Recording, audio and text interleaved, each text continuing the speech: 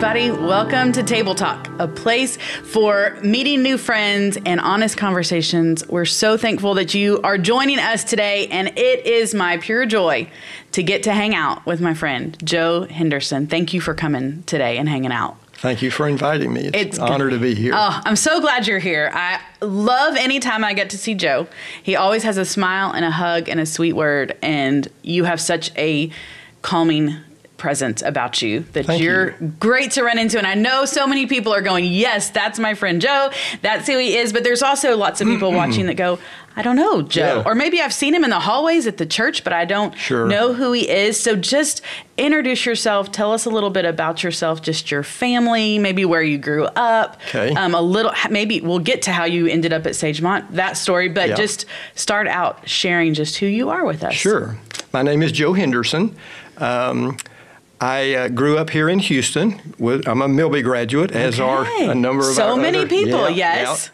Was in the same class with Richard Hart. So a number of us hanging out together here. That's cool. I'm a widower. My wife Pam passed away just short of 2 years ago. Have two children. A son Mark, who lives here in Houston with his wife Kate. They live over kind of Garden Oaks area. They have no children, so no grandchildren here in Houston. Yeah. A daughter, Julie, she and her husband, Davis, live in South Carolina. Their house is actually about 2 miles outside of the booming metropolis of Clio, South Carolina, population 700. Yeah, I was going to say, I'm sure everyone knows exactly where that is, Joe. Yeah, even South Carolinians don't know where that is. Most of them don't. Population of about 700. Wow. They have my three grandchildren, two boys, Malcolm and Walton, who are 28 and 27. Awesome. Granddaughter, Cameron, who is 24. Walton, the younger of the two boys, is married, so I have a granddaughter-in-law, Fun. Casey, and she's expecting our first great-grandbaby in about 3 weeks. The date keeps getting moved up and up. It started off late October, and it's now like closer. October 6th, so we're excited about that. That is super fun. That's awesome. So that's kind of... And then, so you have a place in South Carolina, too? Yes. Okay. Did you do that because Julie and the grandbabies were out there? Yes. Okay. Pam and I actually, a couple of years before we retired, thought we would move to South Carolina. The kids were still in school. I guess the oldest one was already in college, but we really wanted to have an opportunity to be a part of their life and an influence in their life in a way that we couldn't do from this far away. Went over there, I think we were there for 7 weeks looking for a piece of property to buy we were going to build on. It just became clear that was not God's direction. He spoke to both of us almost the same time. Cool.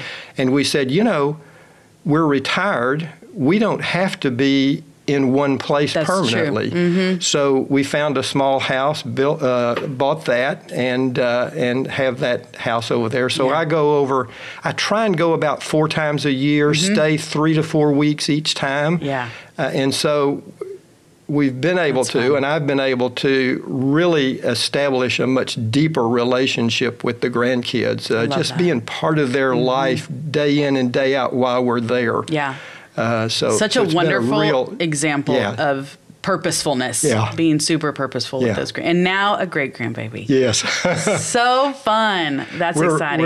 We're really excited. Yes. My daughter, I talked to her yesterday, and she had gotten delivery of stuff to set up nursery in her house. Oh, so fun. So, the two boys are back there in Clio living. Okay. My son-in-law farms, and so the two boys have, after graduating, have come back and are farming with their dad, and at some point will take over the family farm. I love that. Cameron's about 2.5 hours away in Charleston, so she's but she's only been there about a year, Yeah. so got a lot of good time with her as well. So fun. It's been great. That's awesome. Yeah. And I will say, when I saw Joe, when he walked in, I said, "Oh, you have your Sam Houston Bearcat shirt on," and he went, "No, no, No. Clemson Tigers." I was Clemson Tigers shirt. quickly corrected. Yes. Just in case anyone's watching. That's right. This is Clemson Tigers. The three grandkids are all Clemson graduates. Their you go. dad is a Clemson graduate. His dad is a Clemson graduate. Okay. So deep roots in the family to Clemson. I was like, that's an important thing that we qualify. Yeah. the nice shirt that Joe has on this morning. Okay, so you grew up in Houston. Where did you go to college? I went to the University of Houston. Okay, that's awesome. Go Cougs, right? Isn't that what they say? So I've never really lived outside of Houston, and in fact, kind of this end of town. Grew up in Park Place. Yeah. So been over here. Yeah. So how did you end up at Sagemont, or how long have you been at Sagemont? Pam and I came to Sagemont in 1982. Okay. We had been members at Park Place Baptist Church, kind of going through some turmoil at the time, and we just thought, this is time to do something else. So we came to Sagemont.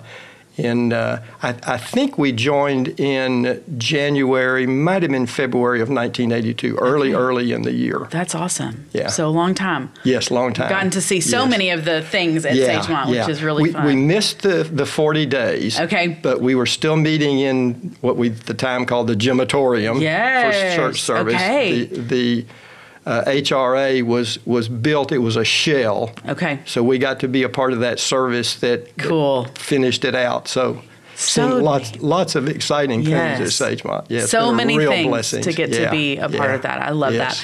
And you and Pam both have served at Sagemont so many different capacities through the years. Yeah. Right now, you are a director for a Connect group at 1115 Truth Seekers. Right. What we now call Stewart's class. Stewart's class. Used to be Chuck and Stewart's class. I know. I've had to retrain my brain. And I actually go back so far that it was only Chuck's class. It was prior to Stewart coming. So, that's awesome. I've been a director in one of his classes going back that far. Yeah. Even back when they were meeting in the theaters. Yes. What did you do when they were meeting over in the theater and stuff? Actually, we were meeting in the old chapel that just got torn down. That was the first place we were meeting. Okay. And so actually go back that far. And then theaters and yes, all the things. I love the history of Sagemont. It's really cool. Yeah. And I love that we have people that have been here for the history, and it's not just in a book. It's just getting to chat with people and they lived it, which is really, really neat.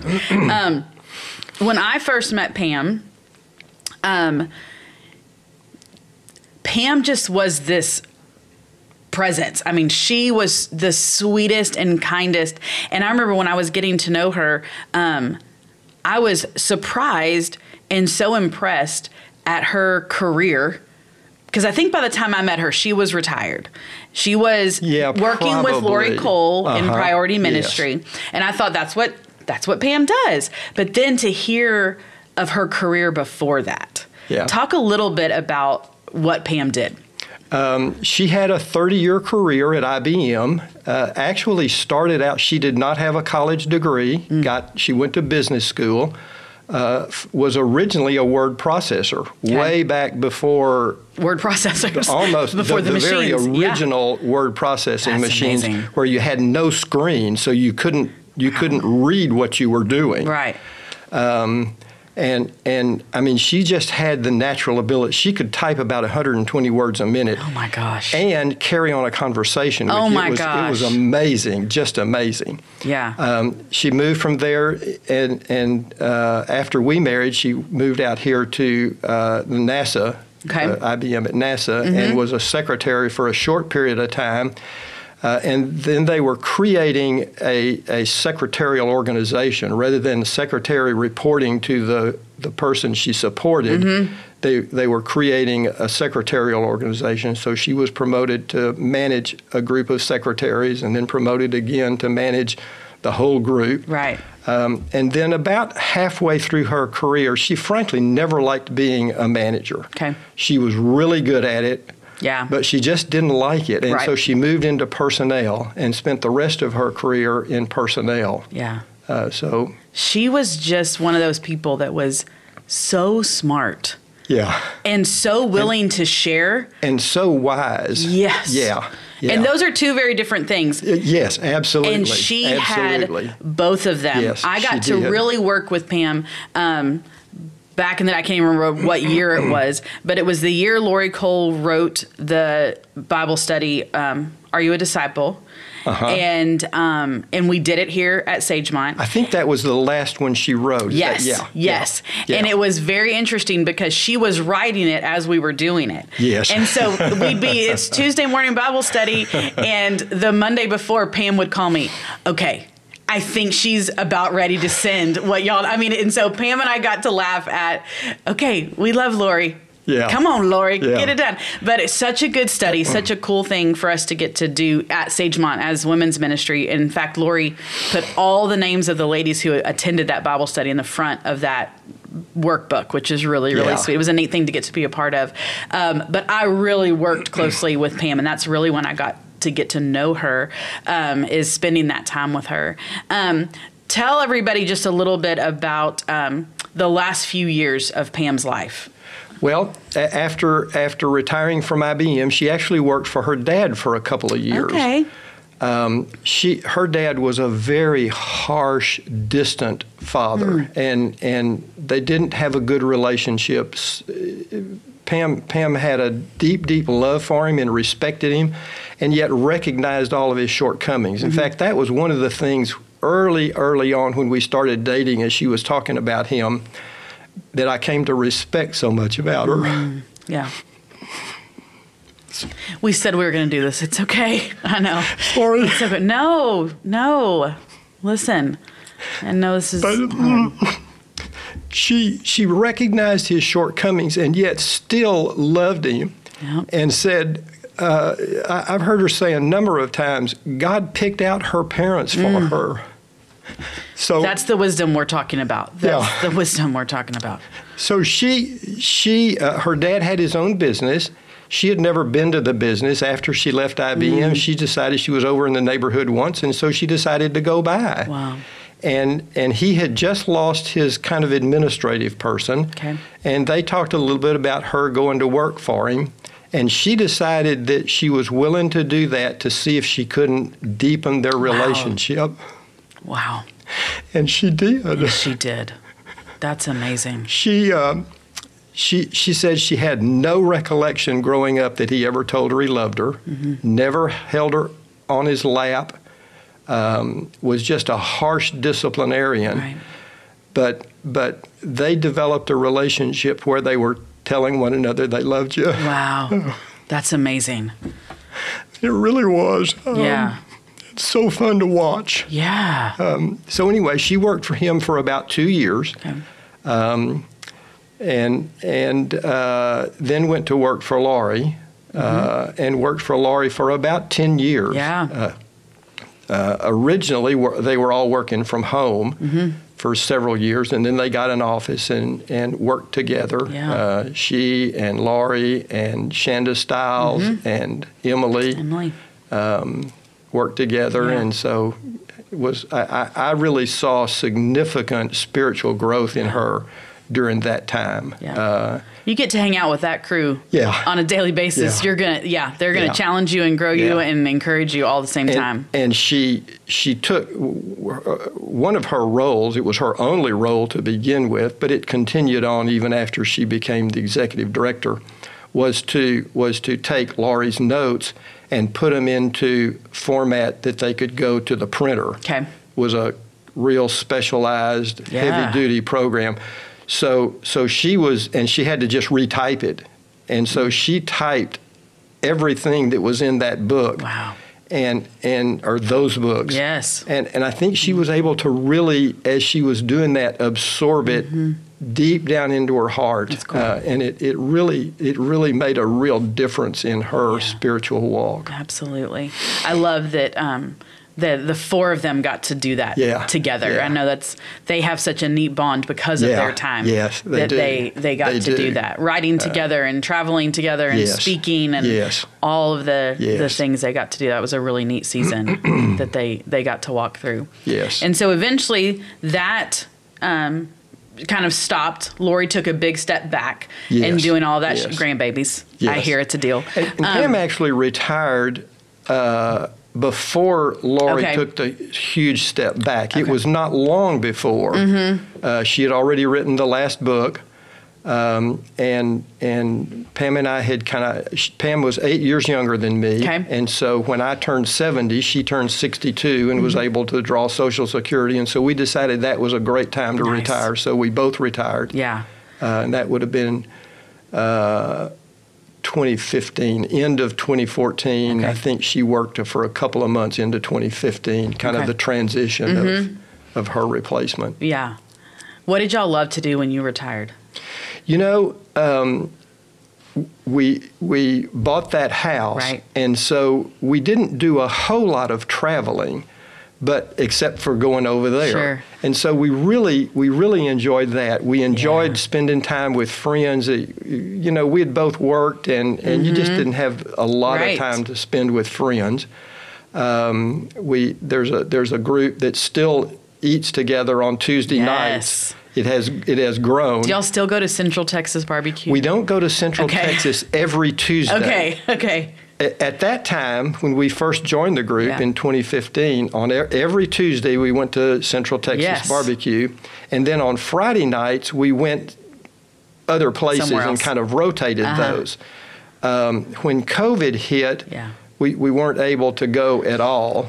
And when we started back up, we decided that prices had gone up so much that we wouldn't do Friday night, and so we continued to do Tuesday night, but rotate Tuesday night. We still hit Central Barbecue once every 4 or 5 weeks, something I love like that. Yeah, I think that is such a good example to younger couples to say this is important. Yeah. You know, spending time with friends, being Yes. purposeful, because I know that crew. Yeah. And It's a y'all great have group. walked with each other Yes. through the losses Yes. of spouses. Yes. And I mean, all the things. And what a support system. And Yes. so often I think people don't realize build the support system before you need the support system. Yeah, It's absolutely. super important. So. Yeah, there's been, I guess Cliff Traynor was the first one to pass away, and then Johnny, Yep.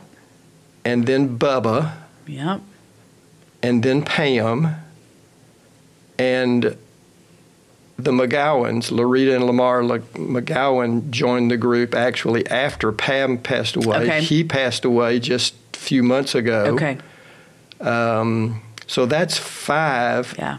out of the group who have passed away. And then we've actually had a couple of widows join the group, on. people who were, ladies who were already widows. Right, yeah. So there's about half of the group are widows or widowers. Yeah. And the other half still couples. And I mean, gosh, I would think, I mean, what a blessing to know, even for Pam, to be able to go, I know Joe has people. Yeah. I know we have been purposeful that Joe has people that are going to surround him, that are going to encourage him, that are going to continue to hold him accountable, all the things. Yeah. What a peace that had to bring her. Yeah. Yeah. And of course, the 2 couples that have been our best friends, Chuck and Maureen, joined Sagemont just about the time we did. Right. Didn't know them. We actually met by starting teaching a college and career age group together. Cool. Chuck was the director, I was the teacher. Awesome. Maureen did the records. And that was where our friendship That's began. really cool. The Burchams came along we're not even exactly sure when. They just showed up Donnie and sometime. I have talked about exactly when they joined the group, but we kind of became a threesome, three couples, yeah. And just dear friends, really like family. Yeah. Absolutely. So Such a blessing to have those things. Walked with us through Pam's illness. Yep. And have continued to love me. Yeah, absolutely. Absolutely. What year did Pam get sick? She was diagnosed in December of 2020. Okay. And then passed away in December of 2021. Okay. All right. And so y'all went through COVID together, which is wild. Yes. That time probably more time just the 2 of you. Yeah. Because of COVID, because we couldn't travel, we couldn't go out, you couldn't do so many of the things that y'all really got that time, just the 2 of you. And COVID actually was still going on Sure. when she was diagnosed. I believe she started chemotherapy in late December of 2020. Okay. And I think it was July was the first time I got to go with her. Wow. To take chemo. She had to go alone up until that point. They wouldn't let even anybody a spouse in the facility. Yeah, they were so careful about all of that. Yeah. Talk to me a little bit, because I saw this in her, and of course you did every single day. Share a little bit about how Pam walked through the disease and the last phase of her life. I got to come and visit her, and just a joy. And you look at her and go, you know, these are your last days. Yeah. And so do the rest of us. And you are speaking encouragement and joy. The rest of us are falling apart. And she, in talking with her, where did that come from? How did she do that? Let me preface this by saying I want to be careful how I phrase some of these things to make sure that God's really the one who gets the glory. Absolutely. That's what she wanted. Absolutely. She'd be mad. She would be, yes. If she thought we were giving her the glory. She would, absolutely. And I've thought a good bit about this. She's kind of now got a reputation of having finished well. She did. And certainly, I would agree with that 110%. But she was able to finish well because she had lived well. She was prepared for that. She didn't come to that point when she was faced with the cancer diagnosis. Right. She had allowed the Lord to grow her and change her so that when that happened, it just didn't throw her at all. Yeah. Yeah. I saw you've probably heard the analogy that you bump a cup and whatever's in it spills out. Well, her cup of life got bumped and what was already there spilled out. Love that. The Lord had already done some things, and I can talk some specifics about what she believed and a little bit about maybe how she got there. But she really had a deep sense and belief and trust in God's grace. She never, ever claimed things for herself. She recognized that everything she was and had was because of God's grace, not because of her, right? Yeah. Not because of any strength in her, but God's grace. Yeah. She had a deep sense in God's sovereignty. I couldn't tell you the number of times I heard her say that God had her days numbered from the beginning. The reference to Psalm 139, we're fearfully and wonderfully made, and our days were numbered from the womb. That's right. And she would say she's not going to live one day less or one day more than God plans. Yeah. She also just absolutely knew God loved her. Kind of her life verse was Jeremiah 29:11, which God says, I know the plans I have for you. They're plans to prosper you and not to harm you. Yeah. And she just knew that in the depth of her soul. She did. And she just knew that there was nothing or no one more important than Jesus. She kind of developed a little phrase that became sort of her phrase, and I still have some of the notes where she's written this: Jesus is enough. And she really experienced him being enough. Yeah. And I think, I've actually been asked the question, how did she get to that point? Yeah. And I think the answer is it's that sanctification process that God leads us through. Yeah. Probably, at least in my mind, maybe best described in Romans chapter 12, verses 1 and 2. don't be conformed to this world, but be transformed by the renewing of your mind. And she was able to let Scripture renew her mind, and not just her brain, but down into her heart, and be transformed, so that she was prepared. She just that step she took into that diagnosis was just a teeny little step. It wasn't just this big, huge step. Right. Yeah. I remember she went and got mammogram and ultrasound and a biopsy at the Rose over here, kind of behind Luby's off of Fuquay. And so they got the biopsy diagnosis, called us in, told us that she had breast cancer. Okay. We didn't at that point know the severity of it. It took MD Anderson kind of doing a deeper dive, but we knew she had breast cancer. We knew that it was in at least some of the lymph nodes that they had biopsied. And we left. I still remember we were on Fuquay going across the Gulf Freeway, so we hadn't been in the car more than just a couple of minutes. And she just prayed this simple little prayer. She said, well, sorry. No. She prayed, she said, well, Lord, we know this didn't catch you by surprise, and we trust you, and we want you to be glorified in our lives.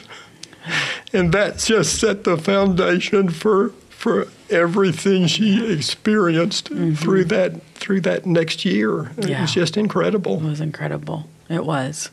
And I love that you walked so faithfully beside her in all of those hard days. You were a huge example. She was, but you were, and how well you loved her. It was an honor. Yeah. Just amazing. In fact, I think partly because of the way she was raised, she was a fairly independent person. Yes. She didn't, I remember early in our marriage, I was kind of still opening the car door for her, and she says, why are you doing that? I'm perfectly capable of opening the car door. Okay. And she wasn't independent in a negative way. Right. She just was an independent person. But and during that time, for really the first time in our marriage, I got to kind of take care of her. And so it was really a special time for me. Yeah. You got to do that and love her in those ways. Yeah. I love that so much. So when you and I were talking before, when I was asking you to come and do this, one of the phrases you said just stuck with me, and this was a few months ago. You said that after losing Pam and walking through grief, that Stuart said, Joe, be purposeful to grow through your grief the first year. Yes. And I was like, well, that's a book title. Yeah. Grow through your grief. Yeah. Talk to me. And it's one thing for someone to say, hey, you should do that. Yeah. It's another thing to do it and experience it. So talk a little bit about how did you do that? What did it look like? How do we grow in such deep grief? He did. I felt like pretty early on, I think it was within a couple of weeks after she passed away, I sat down with Stuart just to kind of make sure I was pointed in the right direction. And that's one of the things he kind of challenged me, really. He says, make this a year of growing through grief. And we talked about grief, and he talked about being willing to experience those feelings. Yeah. But we don't grieve as those who are without hope. Amen. And so he challenged me to make it a season of growing through grief and to even make it an opportunity for ministry.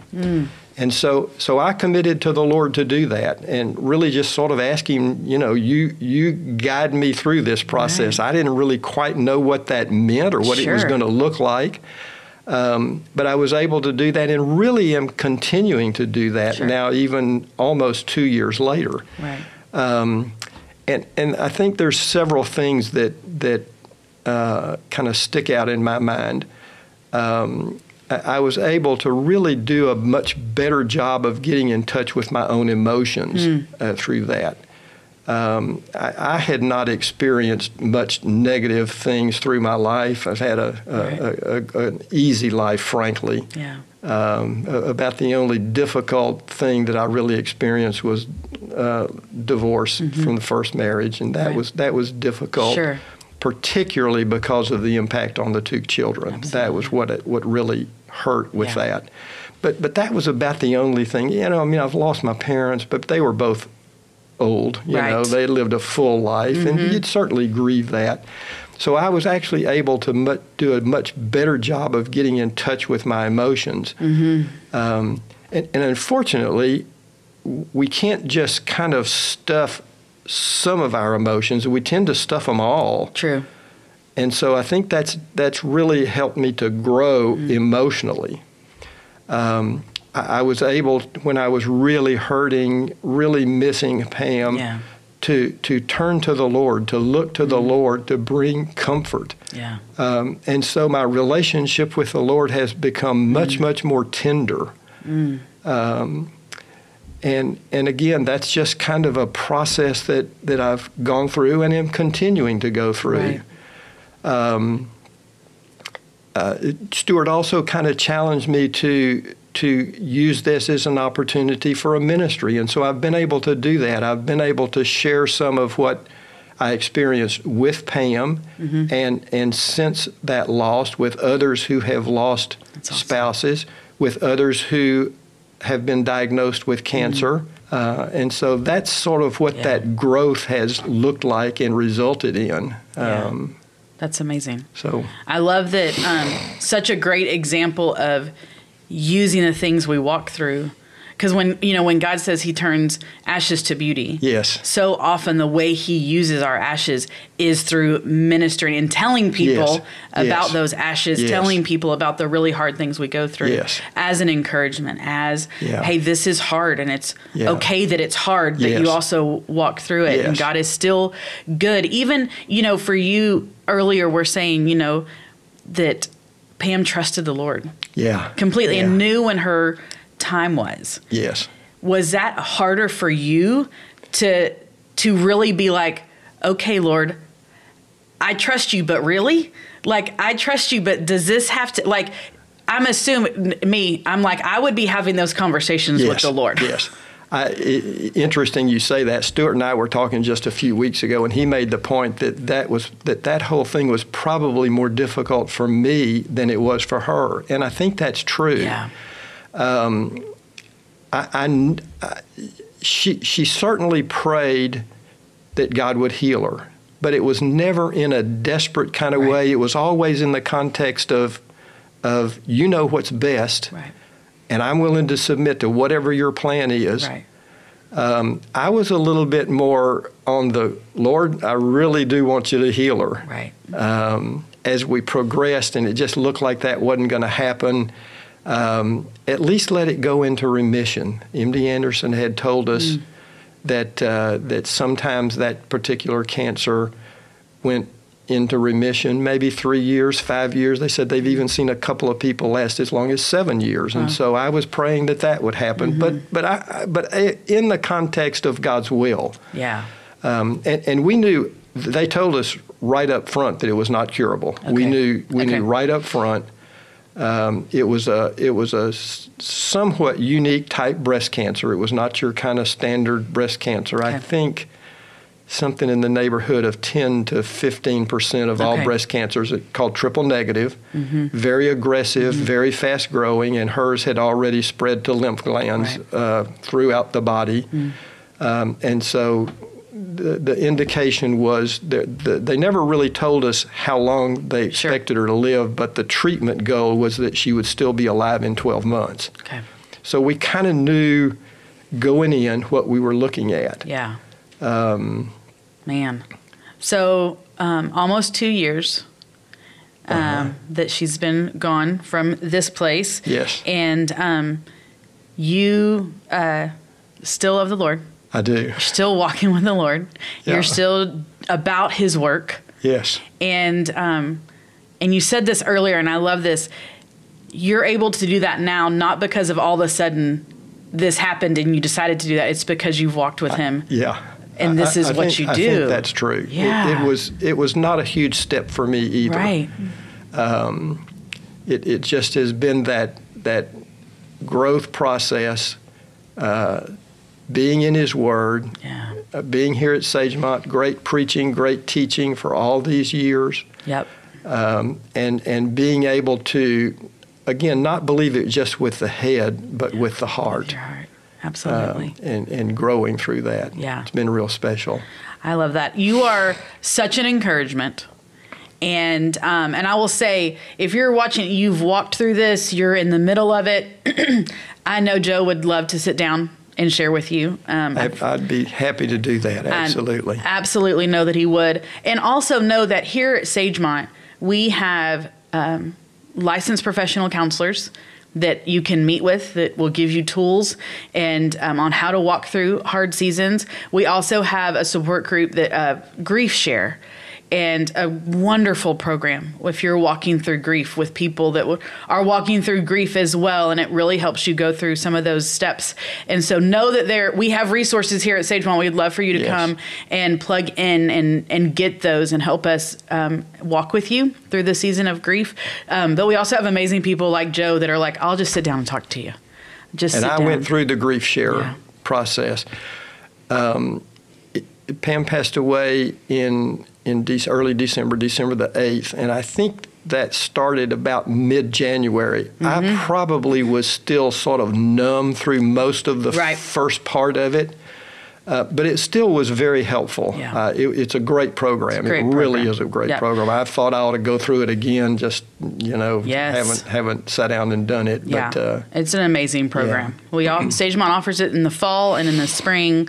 You can jump into that. You can call our counseling department. They can tell you when that meets and be able to get involved in that. But one other thing that I just thought about that Pam was so sure that this was God's plan for her life, and I came to accept that as well. This was God's plan for her life.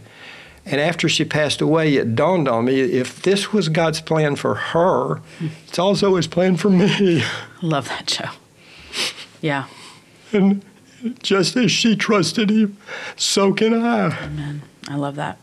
And I so thank you for being such an amazing example of being able to do the hard thing well. Well, it's the Lord. It's because of what God's done. Absolutely. I've just somehow or another managed to submit to Him. Yeah. Again, through His grace. That's right. And what He's done in my life. It's amazing. I thank you for being willing to share. Thank you. The parts of Pam and yourself with us. It's been an honor. Love y'all so much. Love you tons, and so appreciate you as well. Pam thought so much of you. I adored her very much. Thanks for coming and sharing with us today, y'all. Thanks for hanging out at Table Talk. Like I said, if you see Joe, go up, give him a hug, and he's just the sweetest. And so, thank y'all for spending time with us today. We'll see you next time on Table Talk.